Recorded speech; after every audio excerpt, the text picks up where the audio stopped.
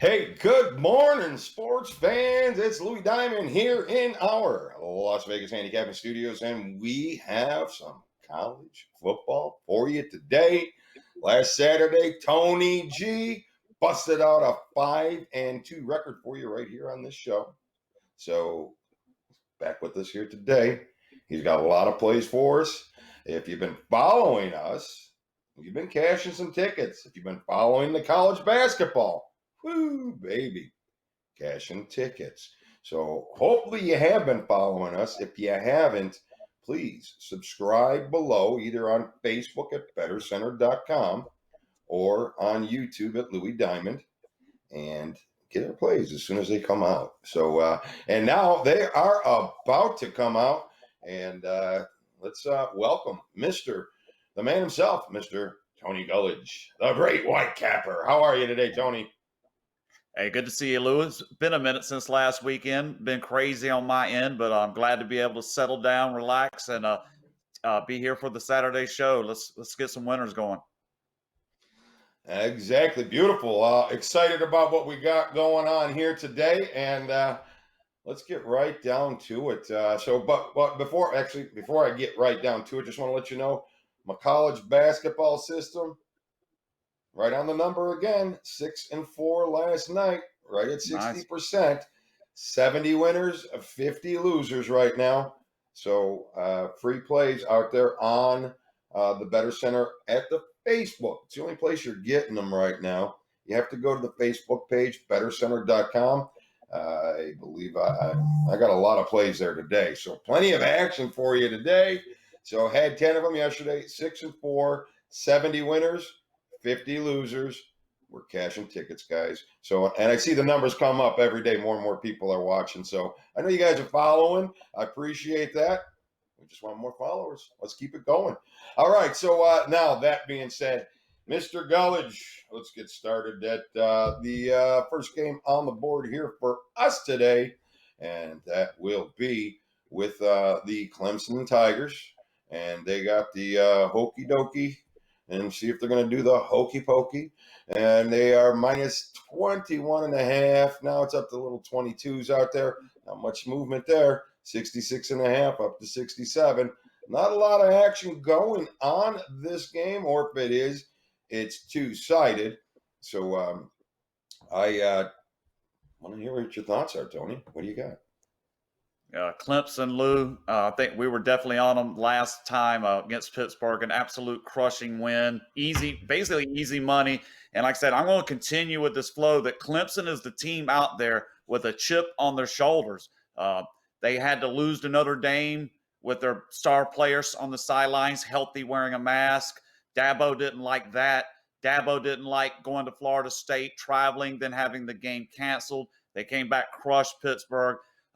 Word is that Dabo's still not a happy guy, and his team is fired up. You look at this Virginia Tech team, defense has not been great all year long, and they got crushed by the Pittsburgh team that Clemson crushed. So, if you just wanted to use transitive property, which we know doesn't apply, that would definitely show a clear edge for Clemson.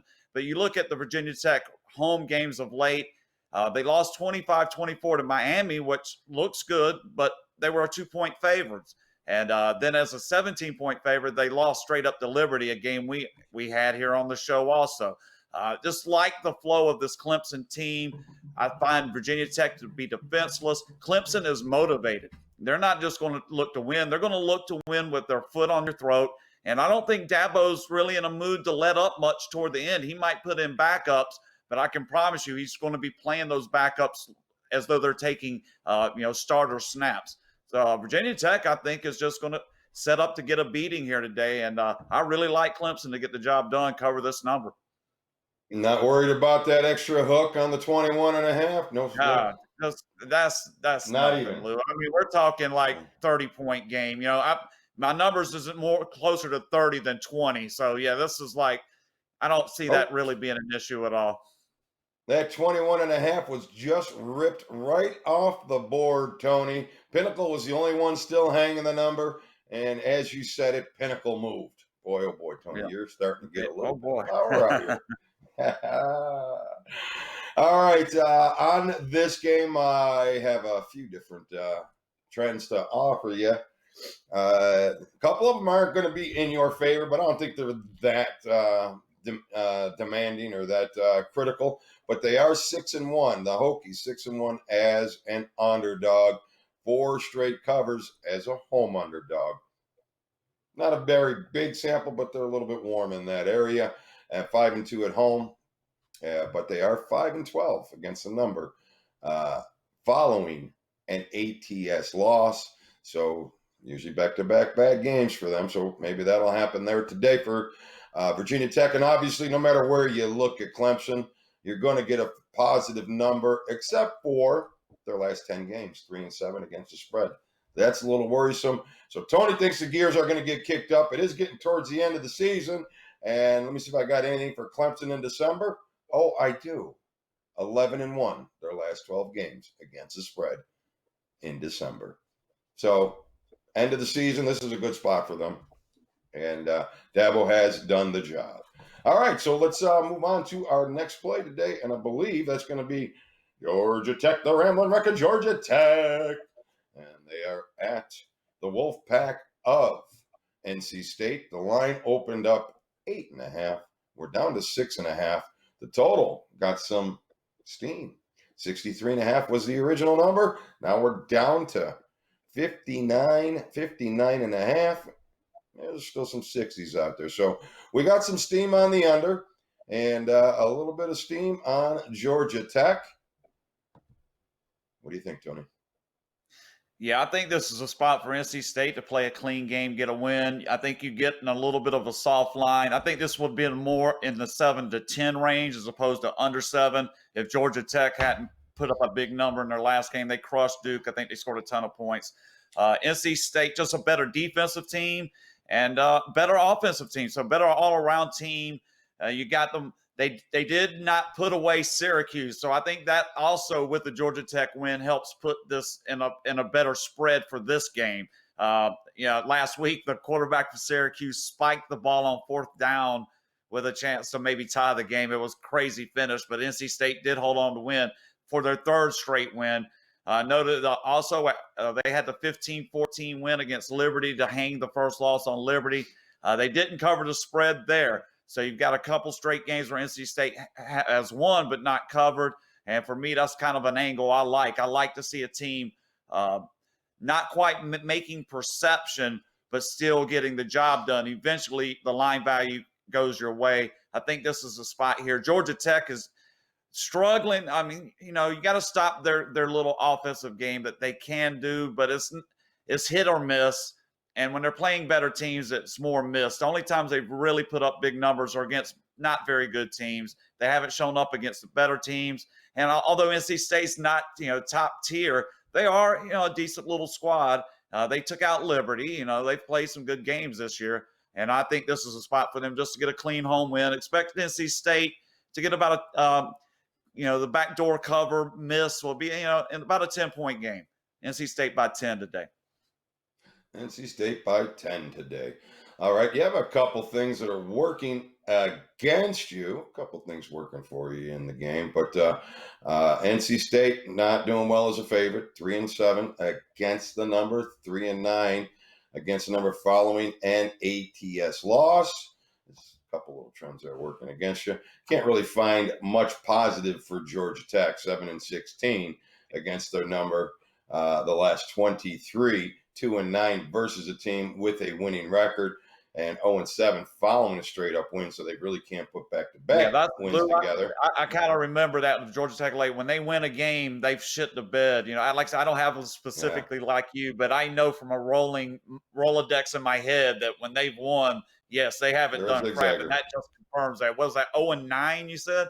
What was the number following a straight up win? 0-7. 0-7. There you go. So perfect. That feeds right into this. That once they win, it cuts the line down. So the line. And NC State, like I said, 3-7. So they've won a couple games here lately that's fed into that trend. But I think that's where the line meets perception. And I think today's a good chance to get a good win. We'll see how it plays out. I like NC State. Yeah, Georgia Tech, they've been dabbling in the zigzags a little too much. If you know what I'm Yeah, saying. exactly. They've been zigging and zagging and twisting. All right, so next game on our schedule, we'll go with the what was supposed to be probably a little bit closer of a game, maybe, but probably not. Ohio State minus 23.5. They're at Michigan State, and the total is 59. And I'm trying to see if I got any movement, a little bit of movement on Michigan State right now. So there are some 20. There's a 22 that was just hung out there by Bet Online Sportsbook. So a little bit of movement there on Michigan State, not much. And I'm trying to get my. Here we go. All right. So what do I have?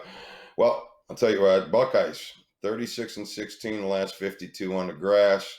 Tough team to be betting against, laying 23.5 points. I'm not afraid to lay it. Obviously, you weren't with the last game. Spartans 6-16 against the number. Their last 22 overall. And I could only see an Ohio State play here today. 6-2 for Ohio State at Michigan State the last 8 games. Tell me you're on Ohio State, or tell me why we're not doing that. Well, Lou, I want to tell you that this is going to be my bookie buster play for today. Ohio State at Michigan State. You got Michigan State coming in off the upset win against Northwestern. Who expected that from Michigan State? 29-20 against Northwestern. Ohio State had a game canceled that after the failure to cover against Indiana. So you have that working, and you also have the Ohio State. The committee's basically saying with less games played, then the eye test does matter. So they're sending the signal to a team like Ohio State, Texas A&M, any of these teams that are trying to get into that third and fourth spot in the playoffs. They're going to have to look the part. Because you're not getting comparable schedules. Ohio State might end up playing 5 games here. This might be the last game they play. The way the Big Ten is shaking down here, so and they need a good big performance. And like I say, Michigan State straight up winners against a Northwestern team that had been dominant up to that point. Lou, you like Ohio State? You want to know who I like? Get the bookie buster.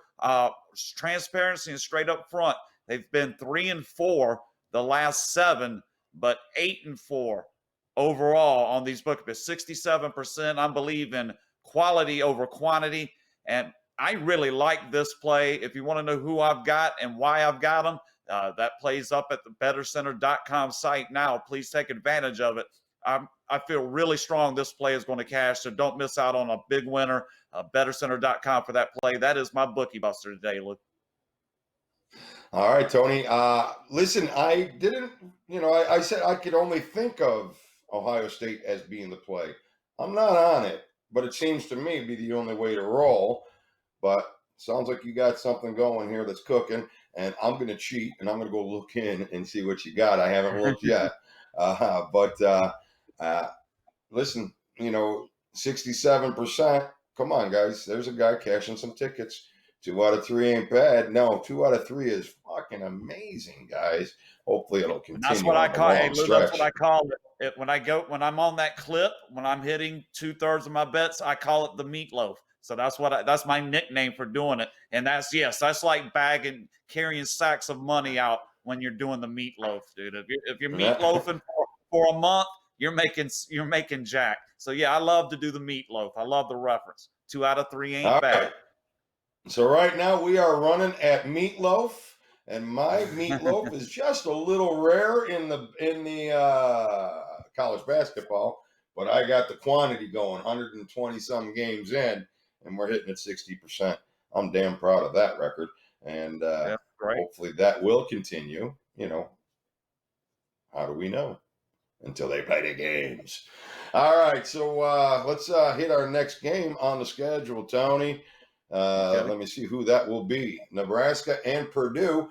Oh, it's our Eugene. We need to get a big, graphic, and we got our angle of the day. This is our angle of the day. So all I got to do is find out where the hell I put it so I can read it to you. And Eugene, please put her on the screen. And oh no, did I not update the page? Holy smokes. Give me a second. All right. So while I figure out that angle of the day that we can put out on the screen, Tony, what are your thoughts on Nebraska and Purdue? Okay, you get the Nebraska team. I actually had this as an action play last week. I just bit, what do you want to call it? Hold your nose, bite the bullet, and took Nebraska in the points. I think the day after Thanksgiving, and they did. It was an ugly game, ugly performance.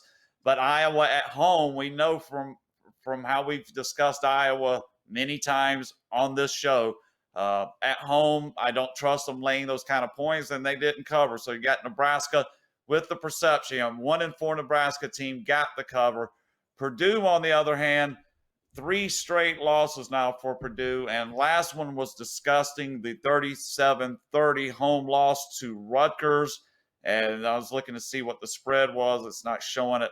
So that they're not been looking good. So you got Purdue coming out, and you know how I love this, Lou, when you get a home team with a spread like this, where otherwise, if last week had not played out the way it did, Purdue's a 3.5-point favorite today instead of 1.5. So you're getting a point on each side.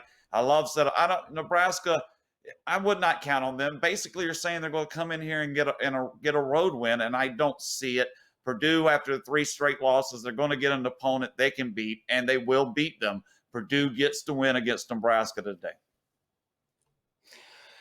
All right, Tony. Well, you seem to be in alignment with Oh our boy, angle of the day. So, nice. yes, before I even get into the angle, I got to believe Purdue's a hell of a spot as well. So we have an alignment They're here, just a better guys. team, Lou. There's a better team that's been lost 3 straight. That's and I as a Yeah. gambler, I go against perception. And I know these kids are looking for a spot to win, and this is the one, and the line is basically nothing. It's worked this way all 1.5. Thank you. Some people look at that and are scared of that. I'm not that guy. I know how I played the games, and I love this spot. So let's see what this angle has to say. I want to hear what you got. All right. All right. Before I get into the angle, Cornhuskers 4-10 against the number their last 14 games, but 4-12-2 against the number of their last 18, following an ATS win 2-6 on the road. So a lot of things against the Cornhuskers right out of the gate. Now, Eugene, put up that angle of the day. All right. Purdue is coming off that 37-30 home loss to Rutgers, which dropped their season to 2-3. Nebraska enters this game with a 1-4 record. Now, that being said, any college football home team, which is Purdue today, with a win percentage of 250 to 400, and they are coming off a loss by 7 points or fewer. Excuse me. Wow. Excuse me. Bless you. Sorry about that. Thank you. Woo. Sorry about that. Okay, so where the heck was I? After coming off 250-400, after coming off a loss of 7 points or fewer versus an opponent with a losing record, that's Nebraska, resulted in those home teams going 44-3 straight up since 1991. Now, of course, we're laying 2 points here today. So the straight up betting angle takes on more importance because it supports a home favorite of less than a field goal. The chances of that team winning by 1 or 2 points isn't impossible, but it's definitely highly probable, or highly improbable. So you got that little 2-point edge that takes you away from this angle, but you got a nice opportunity to just buy them on the money line. So if Now that makes that's you a the little bit worried. perception, Lou. I like, and basically what that angle says is kind of the Yes, philosophy I'm using. You're getting a better exactly. team that just has a bad streak, 2-3, 40% against a losing opponent. Perception wise, the only thing that's not in there, I wonder, is if that losing opponent is off an ATS win. I'd love to see that little caveat thrown in there to see what numbers spit out. So you already know you're 39-3. Give me the opponent, that losing opponent that covered there, like Nebraska did in their last Right. game, and I bet you get like a really pretty number. And yeah, I just feel like it's a great spot for Purdue, right? I mean, with that angle and just a handicapping philosophy, it just looks like, we might all end up being suckers. There's no guarantees in life or gambling, that's for damn sure. But you really not going to find a better spot to play Purdue than this. If really think There we about go. that. When are you going to find a better spot to play them than this? Well, there you have it, guys. Purdue, Purdue, Purdue. That is your alignment play of the day. And it's also the angle of the day. We got to work on some graphics. All right. Next game on the schedule will be Florida. They're minus 17.5. They are at Tennessee. The total is 62.5. And the Gators will come into this game 7-2 against the number after allowing less than 170 yards in their passing in their previous game. So they do cover when the defense keeps the passing game down, and actually the same thing when they give up less than 275 yards a game. So could be a spot here for the Gators. 3-1-1 against the number overall, but this is the big one here. 31-14 against the number the last 45 games as a road favorite. That's a little shocking to me because they're not that dominating like the Spurrier years. So, but road favorite is a spot for Florida. Tennessee 0-5, their last 5 overall. So you're not going to get anything good with them. And 3-9 as a home dog. So 17 points too many or not enough? What are you thinking here, Tom? Yeah, Lou, I like Florida in this spot. I think you're getting a fair price against a team that has just been totally rancid. You mentioned the 0-5, and it's been worse at home. The comparable here, Alabama 48-17 in Tennessee. Just when we had Alabama that game, just a crusher. Same, they got crushed by Kentucky. That's when I knew something was wrong with Tennessee because I really liked them in that game against Kentucky earlier in the season. And that's when their quarterback just kept throwing interception after interception. And it's Garantano, or whatever that kid's name is. It was just the only thing Garantano is you're going to lose if you back that guy. Florida That's the only defensively, I think Garantano. exactly. Guaranteed Mo. Yeah, I guarantee you're going to lose Mo if you bet on them today.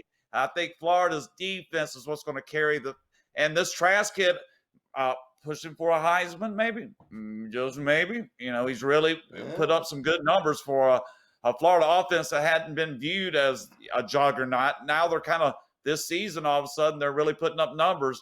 The only slip was that A&M game early in the year, and since then, Florida's just turned it on. And I love these kind of games. Even with the hook, I think the hook is to entice somebody to bet on Tennessee, Lou. I mean, when they give you like Clemson 21.5 or Florida 17.5, I think they're trying to entice a few bets on the dog in a spot where I just do not think Tennessee is going to be able to hang here. I think Florida puts up their 40-ish, 40-something, and Tennessee's going to be struggling. It's going to be like perhaps a fluke possession where they get, a short field. I just don't see Tennessee having any kind of sustained drives like I've mentioned with the Wisconsin-Michigan game where I didn't see Michigan, and they really didn't. Kind of the same thing here. Tennessee's going to struggle to do anything offensively, and Florida's going to have their way. I just like Florida, in the 25 to 30 range, Louis. This is one of my better plays today. I really do like Florida in this spot. I think they're going to kick the shit out of Tennessee. All right. I will agree with you here as well. I mean, it just kind of makes sense that this is a spot. A lot of points to lay on the road, no doubt. And if you're at the 17.5, you're crossing a key number. But those are all the Florida things still that, has a chance at this playoff thing, Lou. There's, the best efforts you get from these guys when, from the college bowl positioning is from these teams that are just outside. Dude. It always seems to be like the teams that are outside trying to look in because they know that if they're going to be ready to wait for the other team to falter, they need to be looking good at the same time. Taking advantage of the opportunities to get the eye test, like the committee members have said. That's literally the words out of their mouth. Eye test. So what does eye test mean? That means putting up points. That means clamping down on defense, and that means big margins of victory. And when they tell you you kind of need that, you can assume that the coaches are going to impart that information to their players, and they're going to come out attempting to give that kind of performance. Big numbers, big ass beatings. So 17 and a half, just while it's a big number, I grant it, Lou. I mean, it's 17 and a half, but it's not, Yeah. it's just simply not going to be enough today. All right. Good stuff, Tony. Because you are. I mean, you are. It seems like you've really kind of lined this one up fairly well, and makes a lot of sense. And when they go from 17 to 17 and a half, and now we got some 18s clipping out there. I mean, they went off. They went off the key number, and they're not afraid to on the road. So that's big. So double Tennessee has digit just been favorite on the terrible at road, home. crossing the key Look at number. Tennessee's games. Look at Tennessee's Yeah. performances this year. Their worst games have been at home. The worst Yeah. efforts they put up this year have been in front of sparse crowd. This is a team that usually relies on that 100,000 people in the Right. stands. It's one of the biggest environments in Knoxville there is in the country. Right. And when you got like 8,000 people, it's like playing in a mausoleum, dude. It might Right. actually hurt them. It certainly doesn't Yeah. help. I would have to agree with you there. So, all right. So we got a lot of love here on Florida minus the 17 and a half. And so let's get over to our next game so we can get them all in here today. And now we got a Big Ten matchup with some Cheeseheads and some Hoosiers. And the Hoosiers got to take respectable season. And now they face a team that's 15 and 5 following a bye week.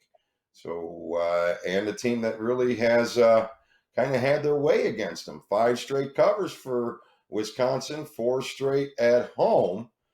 And the favorite has covered 5 straight, but obviously Wisconsin. So I see some overing here in this matchup. I definitely see some over. I got to play on the over here today. So, and but before I get you into my over numbers, what are you thinking on the side here, Tony? I think it's a Yeah, tough I'll one. I make got to this like the one quick, dog. Lou. I think Indiana, they impressed me with winning in that flat spot against Maryland. I thought for sure, I thought that was a tough spot for them, and they covered. What did we take Maryland at plus 12 last week? They beat them 27-11. So that earned my respect because I really thought that was going to be a bad handicapping spot for Indiana, and they overcame it. Wisconsin, the Northwestern game, we kind of knew. I think we were all kind of all on Northwestern there, I do believe. So I just like the points here. I'm going to trust Indiana now that their offense, even if it gets down to garbage time and they're trailing, that this Penix kid will just keep firing away to the final gun.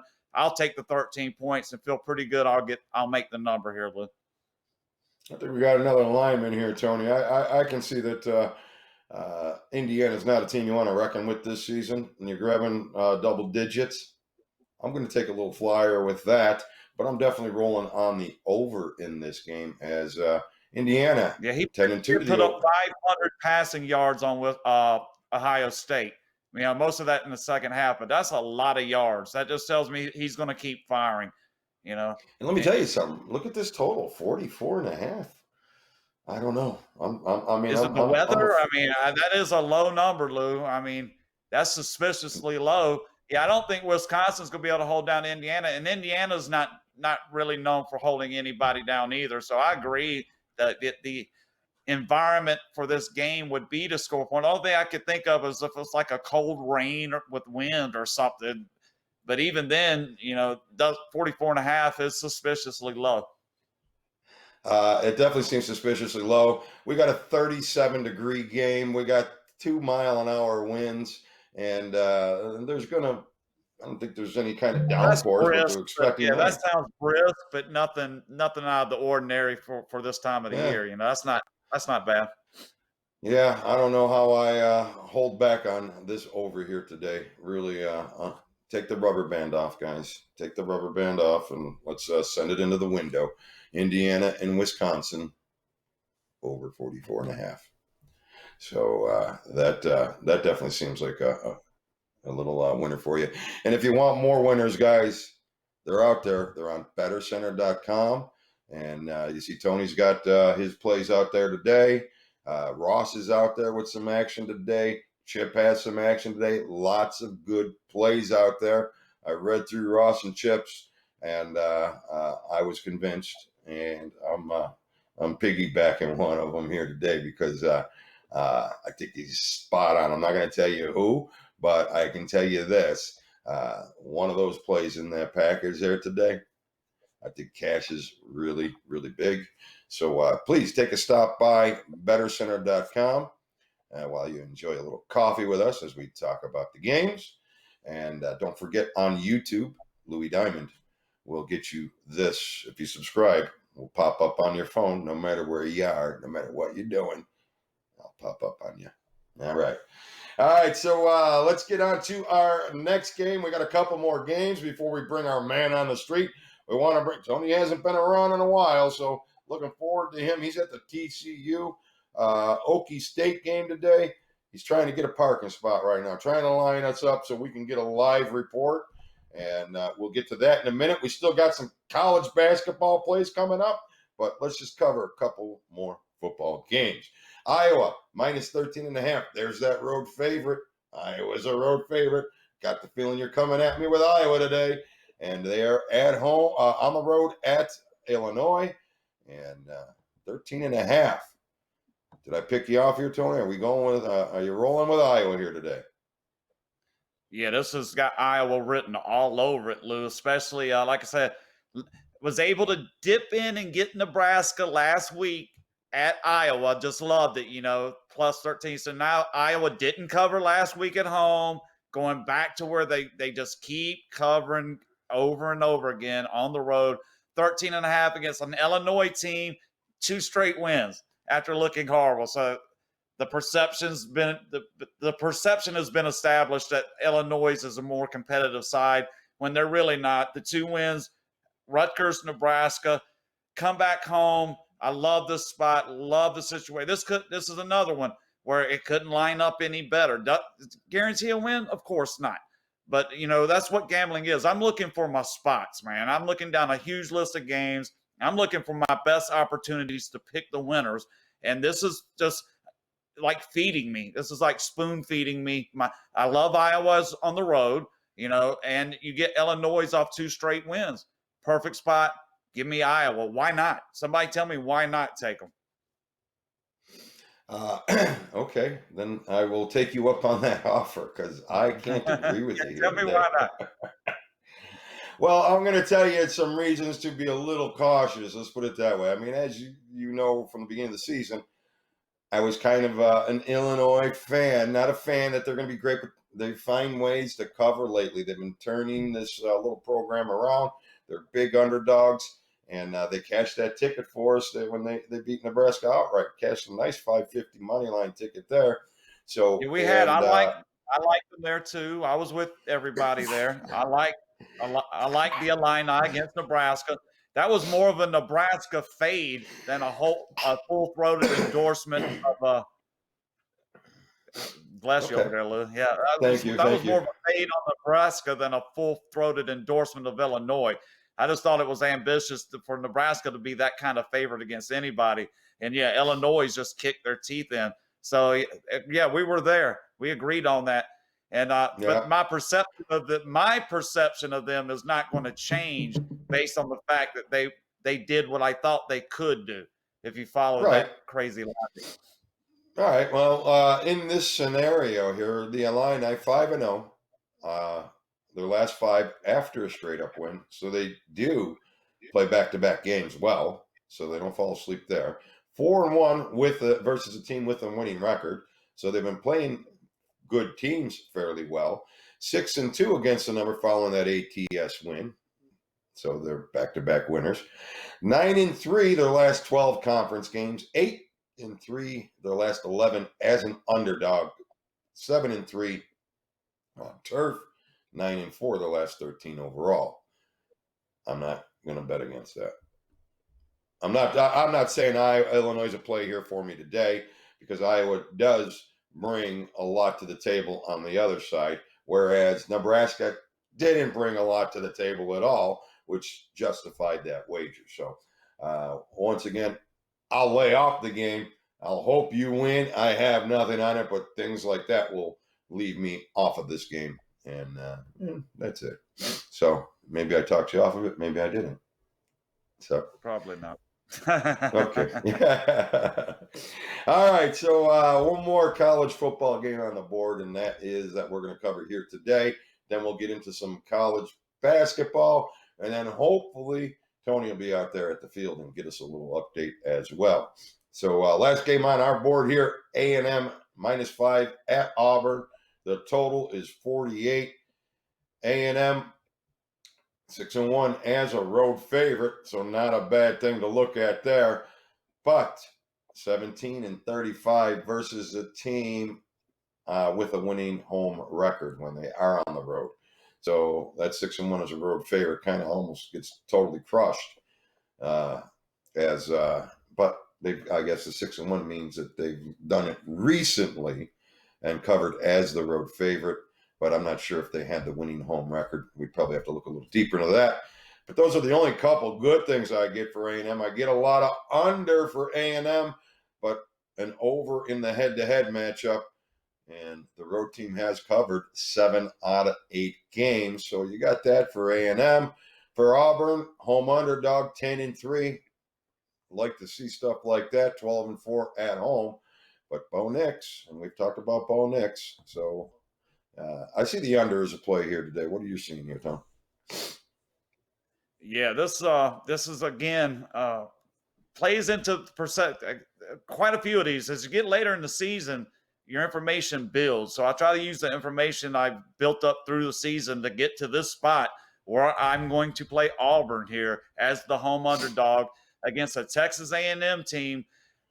I don't think they're as good as Florida, and they beat Florida early in the year. So the way my logic works, at some point, I think Texas A&M is going to slip up under the pressure. I mentioned this as I took LSU, as you recall, last week and got the backdoor cover on some, just lame crap. But Texas A&M did not play that good, and that left the back door swinging wide open, and LSU kicked it in and covered.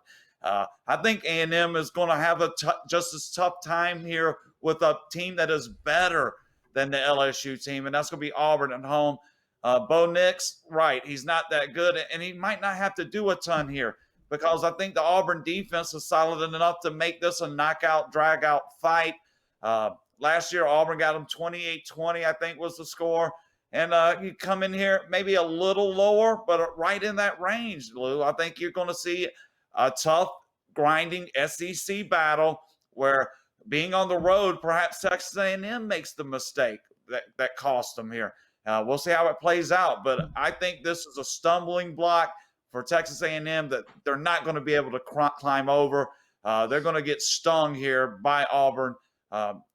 I'm going to take the 5 points because that's the way I like to play it, but a little dib and a dab on this money line wouldn't be the worst bet you make today. That's the way I like to say it. I'm playing Auburn in the points. Kind of agree with you a little bit on that. I definitely got a little more love on that under. 5 straight unders for Auburn right now. 5 straight unders in conference. 8 out of 10 to the under as a home dog. 18-7-1 to the under following a straight up loss. 27-1. That's 20 unders, 7 overs, and 1 push. Following an ATS loss of the last 28. 42-20-1 to the under on their last 63 games on grass. 6-2 to the over the last 8 meetings. But A&M under 8-3 their last 11 overall. 6-1 as a favorite. 6-0 as a road favorite. 7-3 in the conference. I got to roll with this under here, guys. I got to roll with an under here. Expect those trends to continue here today. Both teams playing in their zone. And of course, when you're looking at an under, I can't really say that, but when you got an under, the dog, you would think that the dog will have the advantage, but a lot of times, if it's a short dog, the big favorite, it usually covers with the under. So that being said, I think we've went through most of our college football games. We're waiting on Mr. Man on the Street, Tony Cusimano, to get us some update. Okay, so no, I'm going to save that for Tony. Right now, let's go with our college basketball picks. Now, Okay. yeah, Eugene, put them on the screen. These college basketball picks right now: 70 winners, 50 losers, and 7 pushes.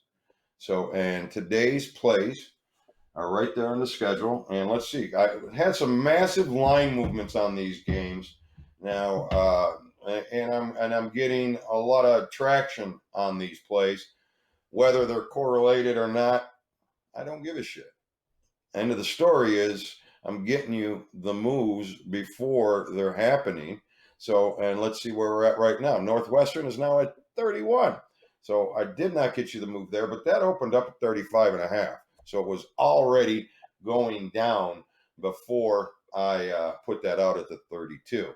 So Arizona minus 11 and a half. And currently Arizona is, why can't I find them easy? Oh, this is going to be tough. This is going to be tough to do.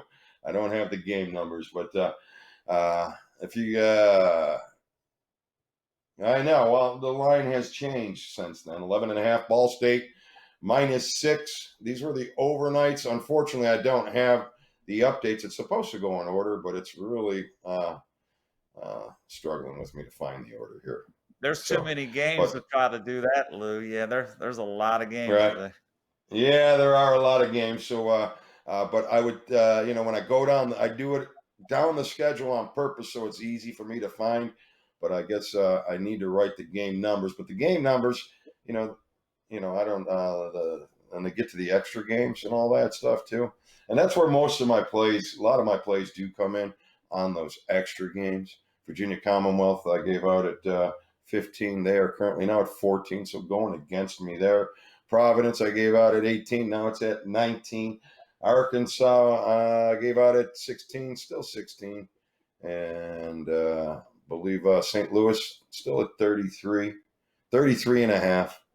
So not too much movement right now. I guess I opened my mouth and nothing moved. So, but whatever. At the end of the day, 70 winners.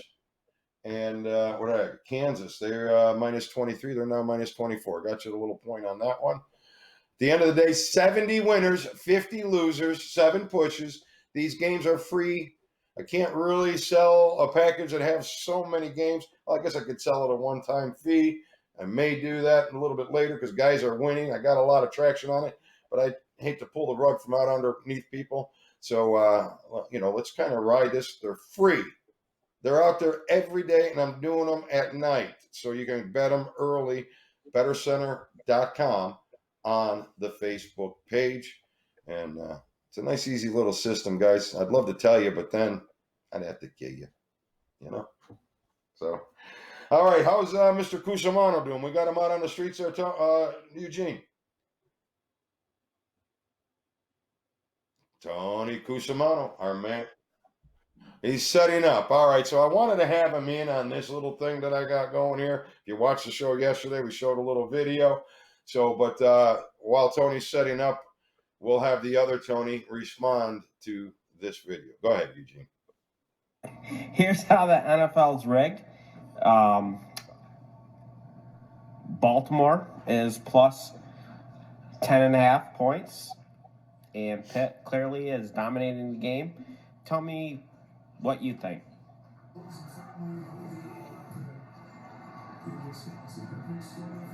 Oh, get him. Oh, get him. Oh. And there you have it. Las Vegas wins. All right, Tony, what are your thoughts? I think it's just some guy with sour grapes, man.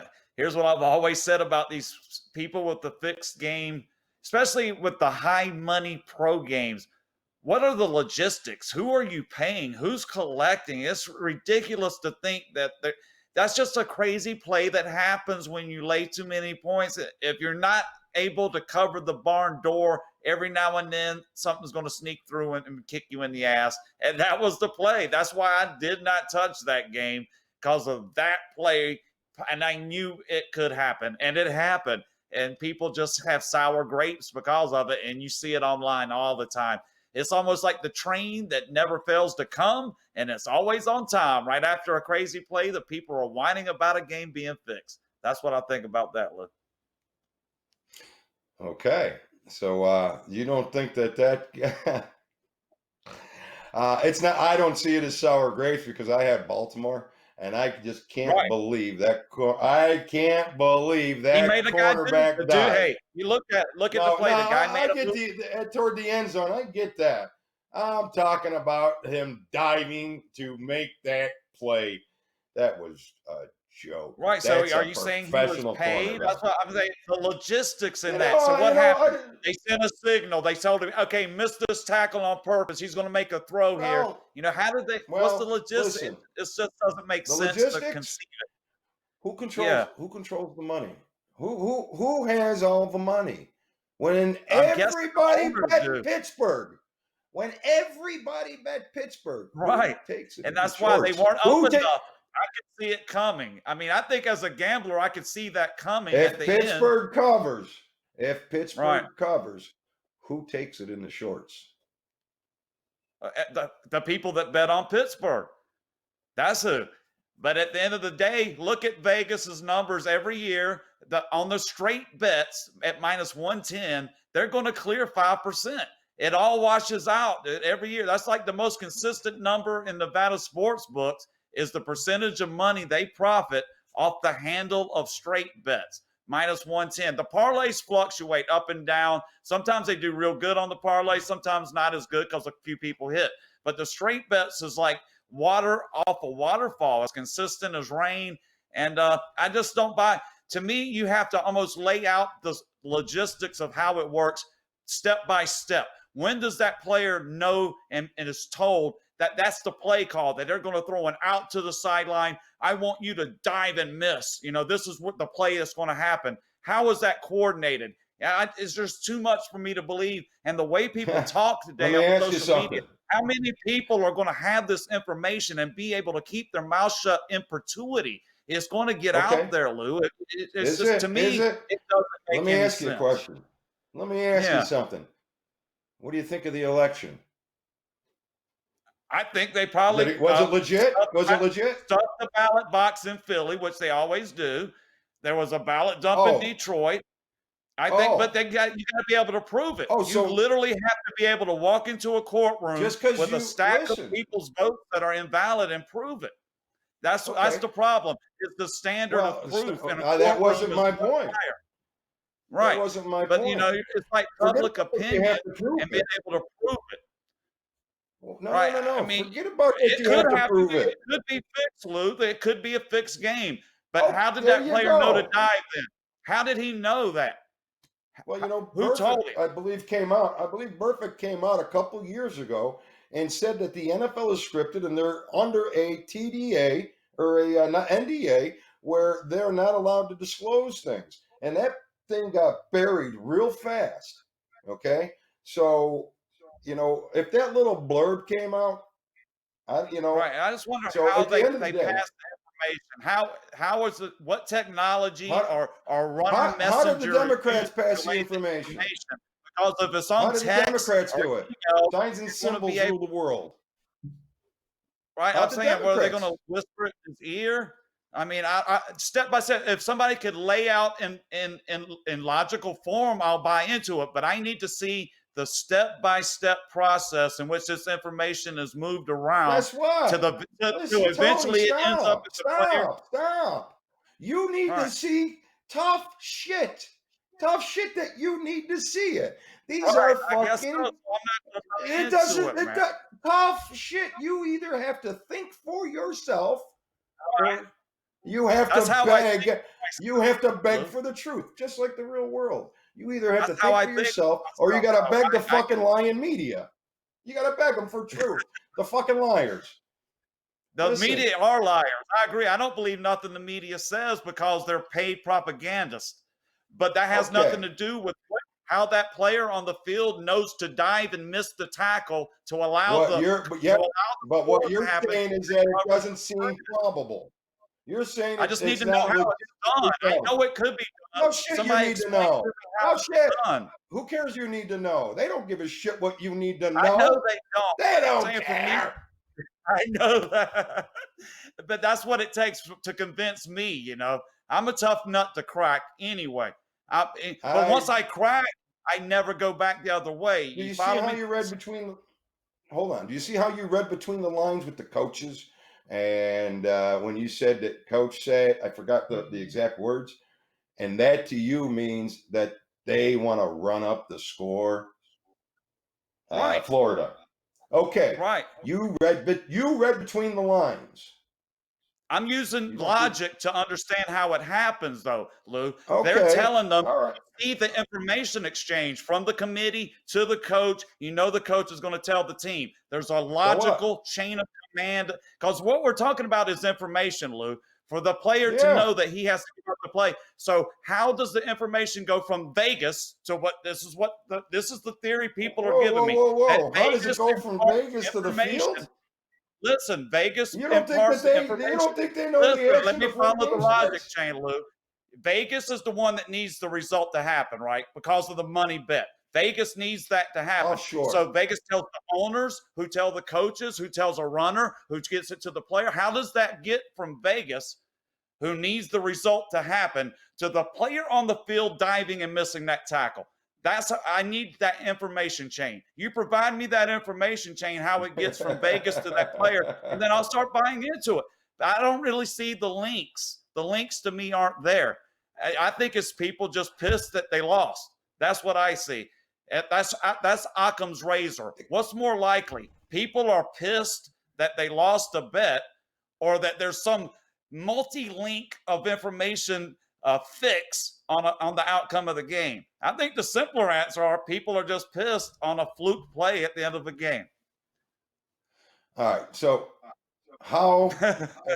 Yeah, the Occam's razor. You know what? When somebody gives me the Occam's razor, I usually tell them take that razor and slice your wrist with it, because the Occam's because that's you know what? That's Occam's razor. Occam's razor. So yes, the Occam's razor. Yes, if it's the most simple thing is the most probable thing. Probable outcome, right? The most probable. Not necessarily. That's what percentages are, Lou. We know that there's a slim possibility that what we're saying, every single far-fetched theory is right. That there is on the flow chart of possibilities, it's there, but it's a small, very small circle. So you need more. Okay, so let me ask you something. How big? How about that circle inside the DNC and all their criminal election right now? Okay, now obviously it's starting to rear its head. Those people are evil people, and we know they're evil people. That's what I'm saying. Well, who do you think runs the NFL? I just don't see the NFL. You think nice guys are running it? No, I don't. But how are the players getting just give me the information link. Show me how it's done, and I'll buy into it. I think it's just more of a guy not caring and missed the tackle. That's what I'm seeing. But, I could be wrong. I'm not saying I'm right. I'm just saying I'm not seeing that perfect comment again. Perfect. I know what you're referencing. I know the one you're referencing, Lou. And, like I say, that might have been correct, but we know that dude's kind of not there, right? He's not your best witness. He's not your best witness for and that's what these guys do. They bring the worst witnesses forward, and just look at it the same way as the political spectrum. It's the same damn thing. It's all run by the same people. It's all run. The money. Okay. You got money. You got the influencers, the people that can policymakers, the actual politicians. So you got the money, the politicians, and the media. Outside, and we know that they're all corrupt, Lou. We know that, but that information is out there, and you can link the chain together without like I say, Can you? it's playing a Can you? Look what basketball, a Trump's doing. football game. Trump's got them all linked, and he's getting hammered in every court. He's got the links. He's got the evidence. But the corruption is just that fucking It's when deep. it's And because it in the trickles down to courtroom, everything. inside a Everything. So courtroom, inside a courtroom, the burden of proving it is a higher level than any like opinion. I mean, you know that, I know that. When you go to a okay, courtroom, it so has we're to be, gambling. to even be admitted We're into gambling. evidence, it has to meet a standard, Lou. Signed Okay, affidavits so are good. I agree. Signed affidavits are good, but you're going to have you to got depose. video of people. You got videos of people that cleared the room, brought up duffel bags underneath That's the the tables. testimony. We can see the video, but we need that testimony to link that together. That these people were told to leave. Tony, and let that me may explain come something to you. If you to sit get it down and wait, reversed. Right, if but you it's sit not going to down get and reversed. wait, It's not going to get reversed before January 2021. It's just not. It's going to take too much okay. time to prove it in court. So at the end of the day, was it rigged? I think so, but you're not going to be able to prove it in Okay. time. The result's going to be Guess what? Biden. Listen, It's not going to reverse the you're outcome not of the getting election. proof. You're not getting, just like a fixed game, you will not Right. get proof. You have to think for yourself. That's not okay. So now maybe I was wrong. remedy? Maybe I'm wrong on that play there. This is what they're going to ask you in court, Lou. What's the remedy? What do you propose we do? What's the remedy you seek? Oh, I'm not seeking a remedy. I don't give a shit. Fix the fuckers all you fucking want. I don't give a shit. You go be the fucking scumbags you want to be. Right. What do you want me to do? I got bigger fish to fry than the fixed NFL games. Biden's going to be president, and they're going to say, "Do you want us to make Trump president?" That's, you know what I'm saying? That's what they're going to ask you in court. What's the remedy you seek of us? And is it going to be to overturn the election? Yeah, I don't expect it to go to court. I don't expect any of these. At the end of the day, I don't expect the truth. They have absolutely covered every base. Shenanigans are on every corner. There are no dark hats. I mean, white hats out there. Everything is run by dark hats. The dark hats have had control for the whole time. And guess who runs the NFL gambling? Dark hats. Guess who runs the world? Dark hats. So there's your connection. So you may not get the actual proof, but at the end of the day, just like when you're betting the games, you got to read between the lines. And that's what I'm doing here. I may be wrong about that cornerback making the worst play in the history of the NFL. I may be wrong, but I'm going to read between the lines here. That's what I think. So, all right. So, all right. I got my yah-yahs out on that one. That was fun. I like talking about. Thanks for playing, Tony. Thanks for playing. And I like to play, Lou, I like to play the devil's advocate. And I think at the end of the day, if you can verbally lay it out against somebody who's logically and coherently arguing against you, that strengthens your case, because that's what you need to be able to do. You need to be able to, maybe I helped to step in there, in your thinking, and that's basically what it all boils down to. At the end of the day, you can believe anything you want, right? Yeah. Anybody can. That's all you get. Anybody. Right, exactly. Anybody can believe in it, but that doesn't make it reality. And so you're probably wrong. I'm probably wrong. Everybody else is probably wrong. And reality is somewhere in the middle of what we all think. And that's the mystery. What is that middle point? And none of us know. And I guess that's what always drives the conversation and the conflict, is the not knowing, right? Well, that's what drives it. The mystery of it all, the possibilities. Yeah, absolutely. And absolutely. That fuels the conversation. I guess that's kind of what drives me down a rabbit hole. I mean, that's what drove me into sports gambling. The mystery of being the one to find the code, it's interesting to me that, but unfortunately, That's They're it. hurting the pot, man. I know. It's just, you know what? Unfortunately, it went from interesting to a very sad case of reality. So I believe I'm a little closer to the realities than most because I spend my days focusing on our realities along with the games. And that's it. I focus on our realities. I focus on the hustle that's come up against us and the big monster that's about to try to sweep us up with this new world order bullshit. So it all melts together. We are all connected. In my opinion, we are absolutely in a simulation. There's no other possible explanation. So throw that into the football equation as well. There is absolutely no way we are the sharpest, most intelligent beings in this universe. I'll never believe it. I'm looking at this world and we got a lot of idiots. This can't be the smartest thing that's happened in this universe. That's all I'm saying. All right. I'm going off on a tangent. I really want to do this one day, but let's go to our man on the street, Tony Cusimano. Speaking of the streets, hey, Cusimano, what do you got for me today? All right. All right. Thank you, Bettor. Senator Tony C. here, your man on the street. And I am live at Texas Christian University, Amon G. Carter Stadium, home of the TCU Horned Frogs. And I tell you, crew, I'm reading between the lines on this one a lot here as we look at the lines. You know, as the man on the street, everyone that watches our show, they know I travel this country, this wonderful nation of ours. And anyone thinks that Joe Biden got 80 million votes, boy, if I got a bridge in Brooklyn for sale for you, there's fraud everywhere. I travel this wonderful nation, I can tell you that. And for every one person that voted for Joe Biden, 12 voted for Trump that I talked to, and standing in lines at grocery stores in Cincinnati, Ohio, Pittsburgh, Pennsylvania with the Tripe Lady, Florida, Atlanta, Athens, Georgia. Anyway, enough of the conspiracy theories and chit chat. Let's get down to business here.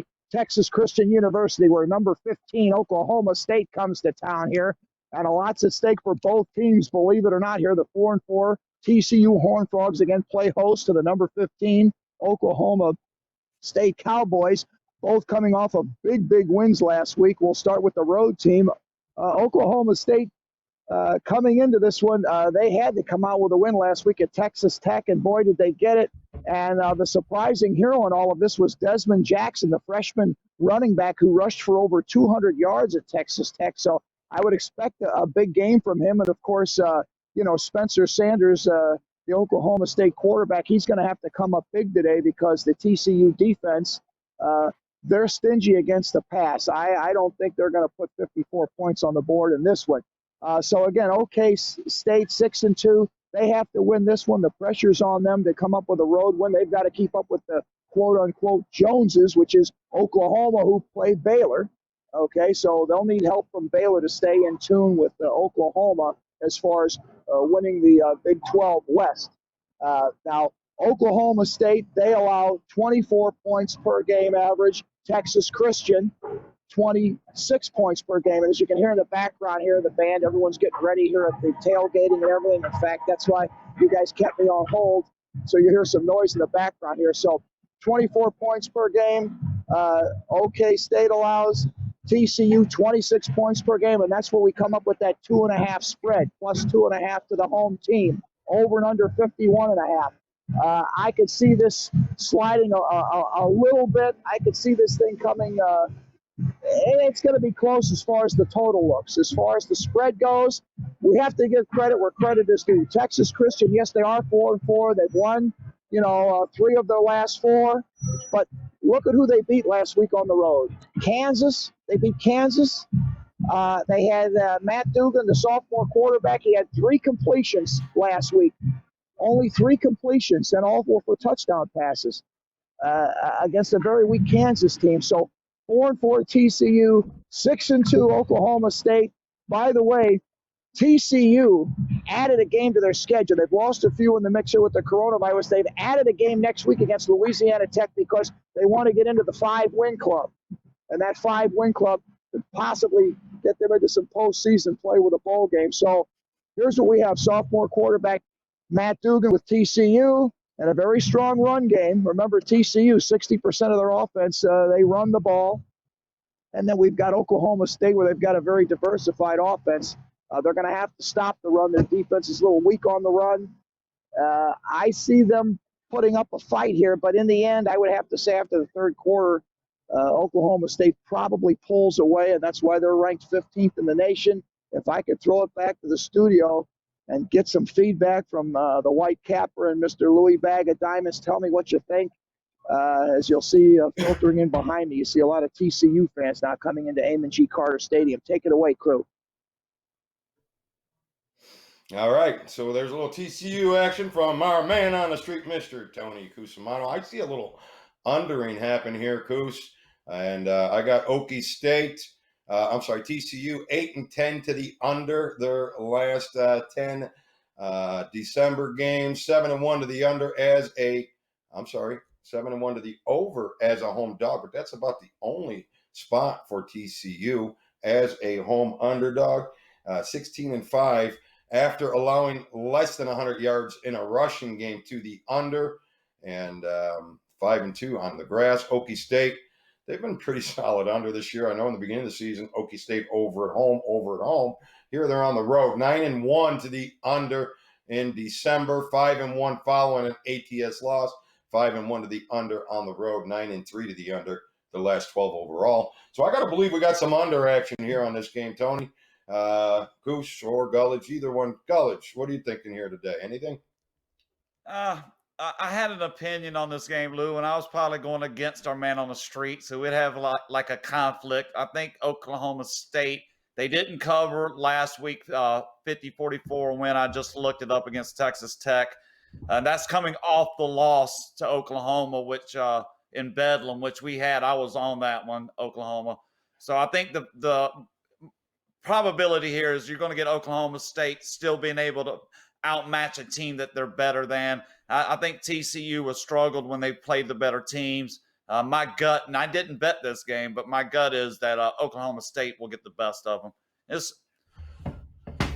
Okay, fair enough. All right, so I like the under. Now, all that being said, we've had a long show here today. Let's just wrap this thing up, and you got an interesting play for us here today. I mean, we've given out a lot of picks. I'll tell you what I was going to do. I was just going to go to my college basketball real quick and just say 25, 13, and 1. So just under 67% overall on the season. Best bet 7 and 3. Dead on 70% in the early stages of the season. And I'm going to give you my best bet here on the show. I'm going to go. I got number 648 is the best bet. That's going to be Hofstra. And that's going to be my most interesting play in college basketball. And don't ask me the specifics. I didn't write all this down, but I'll just give you the play. Number 648, Hofstra is my play. 7 and 3, 70% on my best bets in college basketball this season. All right. Listen, we've been cashing, guys, so hopefully you've been cashing along with us. Hopefully you'll cash along today, and we will hopefully see you tomorrow morning, 7 a.m. Pacific time. Long show today. We'll keep it short tomorrow. Maybe. We'll see how much kind of action. I got something real sweet in the NFL tomorrow. Got some juicy numbers. Can't wait to share them with you. So thank you again, Tony, for joining us. And thank you, Eugene, for sticking with us a little longer here today. And I will see you tomorrow morning on Bettor Center Live.